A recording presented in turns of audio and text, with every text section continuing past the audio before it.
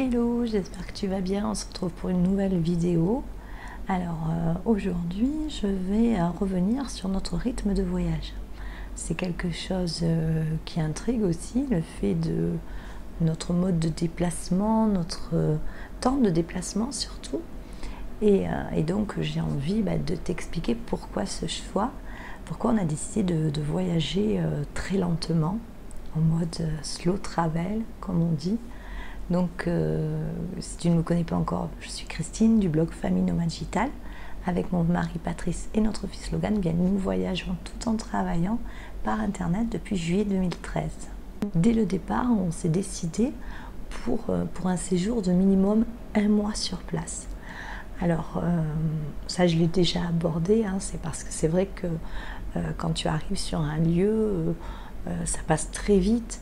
Et déjà 1 mois, je trouve que c'est quand même un minimum pour arriver à s'imprégner du lieu, à faire des découvertes, à en profiter. Donc on est parti d'entrer sur 1 mois. Il nous est arrivé aussi de rester plusieurs mois dans le même pays, mais de changer chaque mois de ville pour essayer de découvrir différents endroits, comme ça a pu être le cas par exemple en Espagne. On était resté 4 mois et on changeait de province espagnole tous les mois. Donc ça permet de découvrir de nouveaux environnements, des paysages qui ne sont pas toujours les mêmes et d'être surpris à chaque fois par la diversité d'un pays.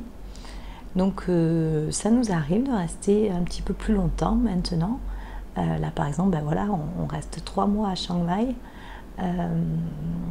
C'est vrai que c'est quelque chose qu'on recherche de plus en plus aussi, de rester un petit peu plus longtemps, parce qu'on n'a pas non plus envie de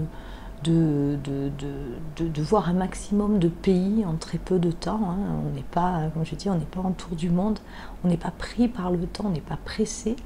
On veut vivre l'instant présent, le moment présent. Donc on veut le vivre à notre rythme et c'est ce rythme qui nous convient.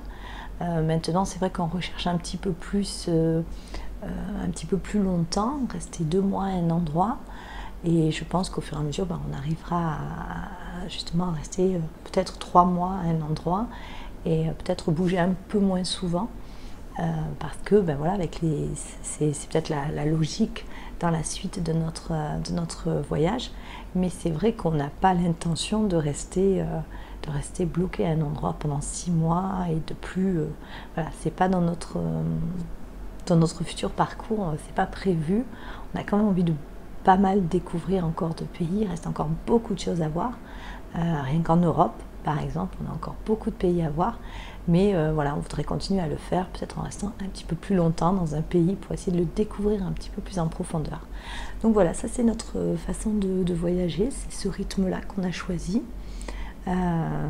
Donc de commencer en restant 1 mois sur place, c'est celui qu'on privilégie, mais au fur et à mesure on en viendra à rester un petit peu plus longtemps au même endroit pour pouvoir après aussi découvrir un petit peu plus facilement, en fait avoir une base à un endroit qui nous permette de découvrir les environs un petit peu plus facilement. Alors si tu as des questions sur le sujet, tu n'hésites pas à les poser en commentaire sous cette vidéo. Si tu n'es pas encore abonné à notre chaîne, je t'invite à le faire et puis on se retrouve très vite pour une nouvelle vidéo. Allez, bye bye.